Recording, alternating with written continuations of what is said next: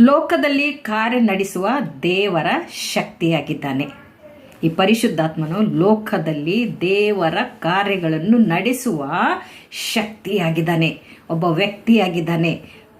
ಆತನು ಪವಿತ್ರಾತ್ಮನ ಶಕ್ತಿಯಾಗಿದ್ದುಕೊಂಡು ಜನರಿಗೆ, ದೇವರ ಮಕ್ಕಳಿಗೆ, ದೇವರ ಸೇವಕರಿಗೆ, ದೇವರ ಮಾತುಗಳನ್ನು ಹೇಳುವವರಿಗೆ ಆತನು ಶಕ್ತಿಯಾಗಿದ್ದಾನೆ, ನಡೆಸುವ ಆತನಾಗಿದೆ, ಮಾತಾಡುವ ಆತನಾಗಿದ್ದಾನೆ ಅನ್ನುವಂಥದ್ದು ನಾವಿಲ್ಲಿ ನೋಡೋರಾಗಿದೆ. ಆದರೆ ಇಲ್ಲಿ ದೇವರ ಆತ್ಮನೇ ಯೇಸು ಕ್ರಿಸ್ತನನ್ನು ಅಡವಿಗೆ ತೆಗೆದುಕೊಂಡು ಹೋದನು. ಯಾಕೆ ಅಂದರೆ ಸೈತಾನನಿಂದ ಶೋಧಿಸಲ್ಪಡುವುದಕ್ಕಾಗಿ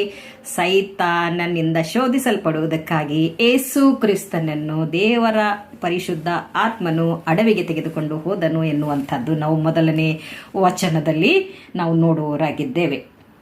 ಹಾಗೆ ಪರಿಶುದ್ಧ ಆತ್ಮನು ನಮ್ಮನ್ನ ಪಾಪದಲ್ಲಿ ಸಿಕ್ಕಿಸುವುದಕ್ಕೋಸ್ಕರ, ಶೋಧನೆಗೆ ಒಳಗಾಗುವುದಕ್ಕೋಸ್ಕರ ತೆಗೆದುಕೊಂಡು ಹೋಗುವಾಗ ನಾವು ಎಚ್ಚರವಾಗಿರಬೇಕು ಎನ್ನುವಂಥದ್ದು ಸತ್ಯವೇದ ತಿಳಿಸುವಂಥದ್ದಾಗಿದೆ. ಯಾಕೆಂದರೆ ಇಲ್ಲಿ ದೇವರು ಯೇಸು ಸ್ವಾಮಿಗೆ ಆ ರೀತಿ ತೆಗೆದುಕೊಂಡು ಹೋದಾಗ ಯೇಸು ಸ್ವಾಮಿ ಎಚ್ಚರವಾಗಿದ್ದು ಸೈತಾನನನ್ನು ಸೋಲಿಸಿರುವಂಥದ್ದು